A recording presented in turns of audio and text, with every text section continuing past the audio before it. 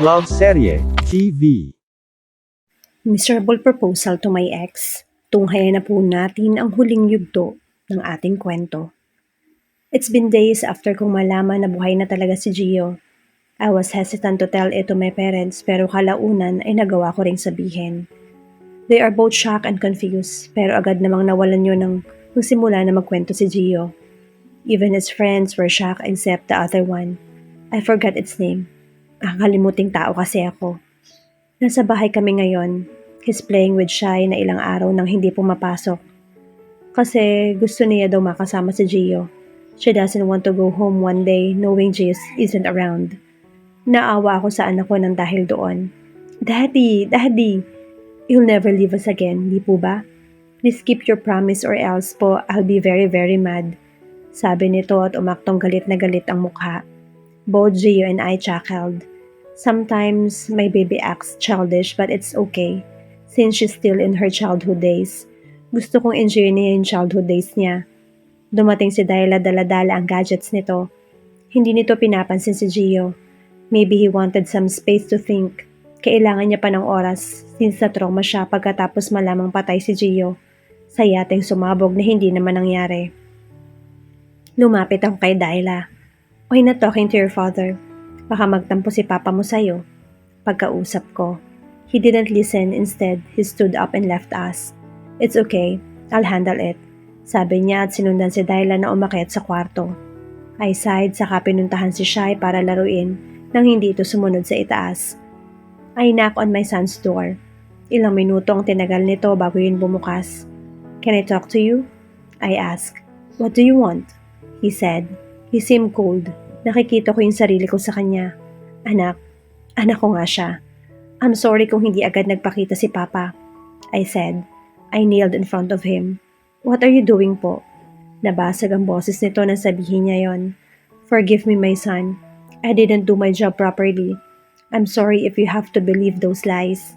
I said. Papa. His voice completely broke. Lumuhod din ito at niyakap ako. I'm sorry. Paghingi ko ng tawad. Papa, stand up na po. I can bear seeing you like this and it breaks my heart, he said. Patawarin mo muna si Papa. Promise, I will make it up to you. Do you want us to play the game we used to play? Do you want to ride on Papa's back like what we always do every time we are waiting for Mama to come home? Tell Papa. Dayla, please, just tell me what you want and I will gladly give it to you. Sabi ko. Umiyak ito sa harap ko.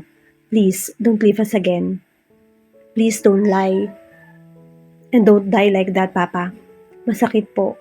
Masakit po makita si Mama na umiiyak gabi-gabi habang niyayakap yung damit niyo. Masakit po na mawala ng ama. Masakit po na kapag family day walang Papa ang dumadalo sa akin. Papa, please promise us you will never leave us. Never again. Please, Papa. He said at umiiyak na ito. I wipe his tears. Don't cry. Papa promised it already. But promise me don't die before us, okay? It should be us first before you and Shai. Sabi ko at niyakap ito ng mahigpit. I'm sorry, Papa. Nagtatampo lang po ako kasi akala ko po talaga patay na kayo. Umiiyak na sabi niya. Even after years, he still didn't change. My first ever born child, my carbon copy. Papa loves you so much. I repeatedly said. I love you too din po, Papa. Sabi niya at mahigpit na yumakap sa akin. Ano ba yan? Pinapayak niyo naman kami. Reklamo ni Aya na nasa may gilid na pala, hindi man lamang namin napansin. Is Daddy crying, Mommy? Why po? Tanong ni Shai. Aya, carries Shai saka naglakad papunta sa amin. Daddy is happy, baby. Sagot niya. Yes, baby. I am happy because we are already complete. I said. I hugged them both in my arms. This will be the last cry because afterwards, we will build our future together. Papa, sa kwarto ko na po kayo matulog palagi. Palagi naman po si Mama yung katabi niyo. Ungot ni Dayla na ikinatawa ko. Sinamaan namin ang tingin ni Aya, si Dayla. It's okay, hon, I said and pinched her nose. She looks cute, though. I decided to change my endearment to her. Nalilito kasi ang mga anak ko kapag tinatawag ko siyang baby. Tumawa ko sa naisip. Tatawa-tawa ka pa dyan. Naiinis na sabi niya. Hinalikan ko yung leeg nito. I love you, hon. I said. I love you too, jerk. she said. I smiled. At last, after dreaming a perfect family, I already achieved it at sumobra pa nga. I hugged them again tightly. I will never leave my family ever again. 11 years later. Hey there, pretty shy in the house. Just kidding. Actually, we are planning to surprise mom and dad about their wedding anniversary, and I'm very much excited about it. I put the creamy frosting on the top of the cake. When I grow up, I want to be a baker. I don't know, naging passion ko lang yung pagbe-bake since marami rin naman akong kaibigang baker ang mga parents. Matapos mag-design sa cake, I dialed Tita Candace's number to ask her about the reception and stuffs. It's already done, darling. Just waiting for your parents. I heard her giggled on the other line. Si kuya po, andyan na? I asked. Yes, and he's flirting with my daughter. Gosh, you should lecture your brother, Shai. Puna ni tita. I chuckled. My brother is such an ass, tita. I said. Saka na inilagay sa box yung cake. I'll hang up na po.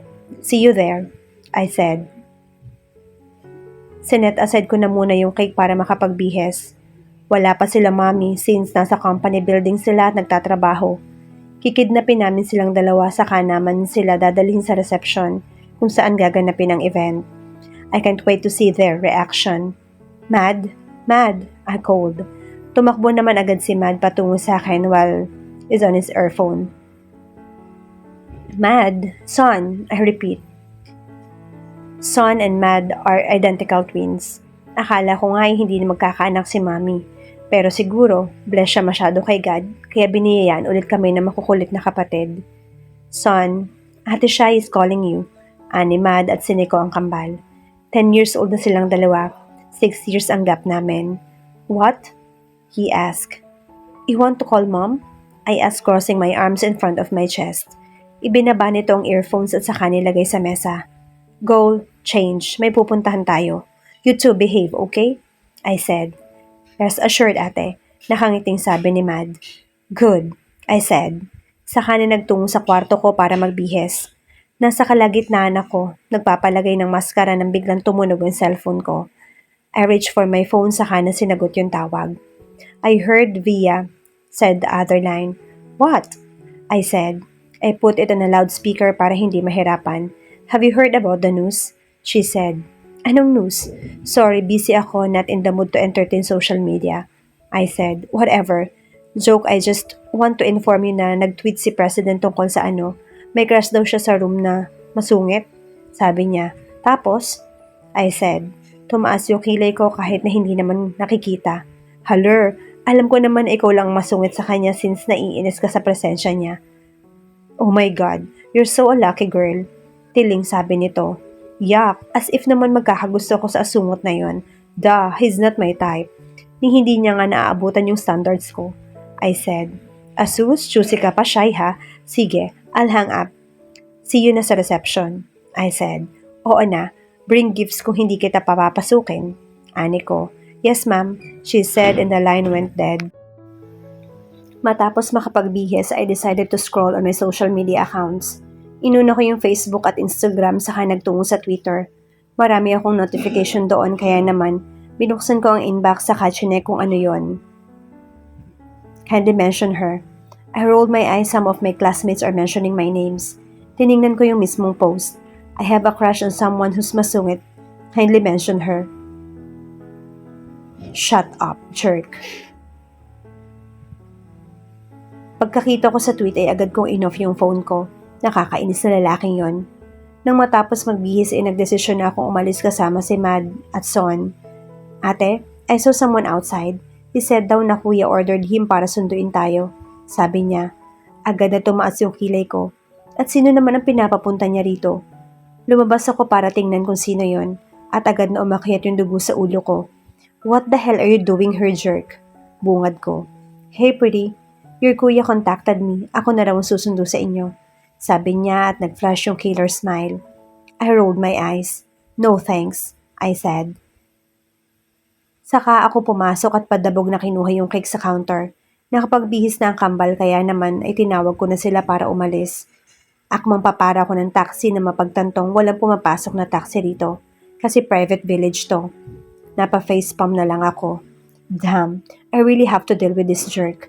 Nilingon ko ulit ito at umirap. Let's go, he said at pinagbuksan ako ng pinto.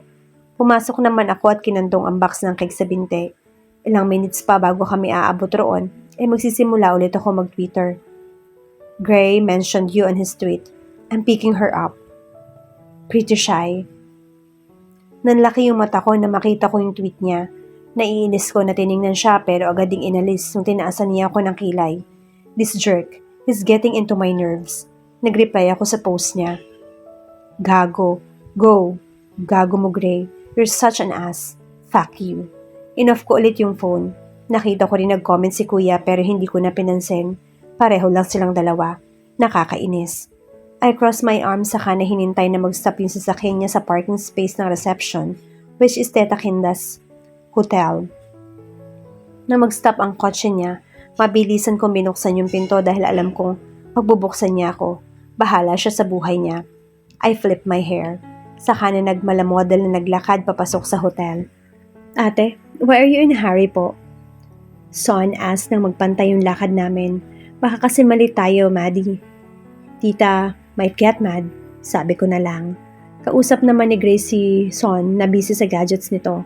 Ha? Akala ko naman kakausapin ka niya. I smirk. Good afternoon, tita. Pati ko saka nakipagbeso. The place is beautiful. Ang ganda ng pagkakadesenyo nila. Nagugustuhan talaga nila ito. Nilagay ko na yung cake sa buffet table at saka naghintay lang ng ilang minuto. Ang sabi kasi nila ay tulog na daw si mom at dad at pupunta na sila rito. I smiled. I'm so excited to see their reaction. Busy ako sa pag-aayos ng gamit. Nag-half day lang ako kasi ang sabi ni Dayla, may problema daw sa hotel ni Ken. Tapos, tinanong ko yung asawa ko. Tapos ka na ba, Han? I asked Gio. Patapos na. He said at nang matapos ilagay lahat ng importanteng file sa safe. Biglang bumukas yung pintuan ng office. Nagsipasukan ng mga lalaki na kaitim. Huwag kayong kikilos. Kung hindi, mamamatay kayo. Sigaw ng isang pamilyar na boses sa akin pero hindi ko masigurado kung sino kasi may takip ang muka. Gio tried to fight with them pero may ginamit itong gadget na nakapagpatulog kay Gio. Lumapit yung isang lalaki sa akin at saka hinawakan yung kamay ko. Nagpumiglas ako. Ano na naman ba to? Sino kayo? Sigaw ko. Hindi mo kailangan pang malaman. Sabi niya at tinakpan yung bibig ko. Happy 21st wedding anniversary, Mommy, Daddy. Narinig ko ang sigaw nila na pinangungunahan ni Shai. All of my friends, including my parents and Gio's friends, are here. Kanina dapat ay aalis kami para mag-celebrate ng anniversary in our own way, pero mukhang pinaghandaan nila masyado. Oh, thank you. Naiiyak na sabi ko. Hinawakan ni Gio yung kamay ko at hinalikan. Happy anniversary, Han. More years with you in the future. Sabi niya at hinalikan ako sa labi. Hoy, PDA, may mga bata oh. Sigaw nila. Prime, agad naman silang tinapunan ng masamang tingin ni Gio. Joke lang bro, gaya tuloy nyo na. Okay kids, cover your eyes. Sabi nito at nag-demonstrate pa sa harap ng mga bata na ginaya naman niya. Agad siya nakatanggap ng bato kay Trina. Baliw, sabi niya pero hindi agad siyang niyakap ni Primo. I sighed, this is my life now. I have 4 kids, may kambal ako which is Son and Maddie. Son is an introvert person, kabaligtaran ni Maddie na masyadong jolly. Happy anniversary sa inyo, Papa, Mama. Sabi ni Dayla at niyakap kami pareho. Time flies so fast. Parang noon lang kinakarga ko pa lang sila at pinapalitan ng salawal. Ngayon may kanya-kanya na silang buhay. Mommy, tili ni Shai, saka palundag na nagtungo sa akin. Yes, baby, I ask. Hindi na po ba ako bata? Sabi niya at nag-cross arms. Yeah, but you're still our baby, sabi ni Gio. Inakbayan niya ako at hinalikan sa noo. Ang daming challenges na pumasok sa buhay namin. But the worst challenge that God gave is when I thought Gio died on that yacht na ilang taon kong iniyakan. Niyakap ko rin si Maddie at si Son. Happy anniversary, Mommy, Daddy, sabi ni Son and I pinched his nose. Oh, thank you, baby, I said and gave him a kiss on its cheek. Happy anniversary, Mama, Papa, sabi naman ni Maddie at niyakap kami. Hinalikan ko rin ang pisngi niya. Thank you, sweetie, I said. Ngumiti ito ng pagkatamis-tamis. After all these years, mas naging matibay ang pagsasama namin ni Gio.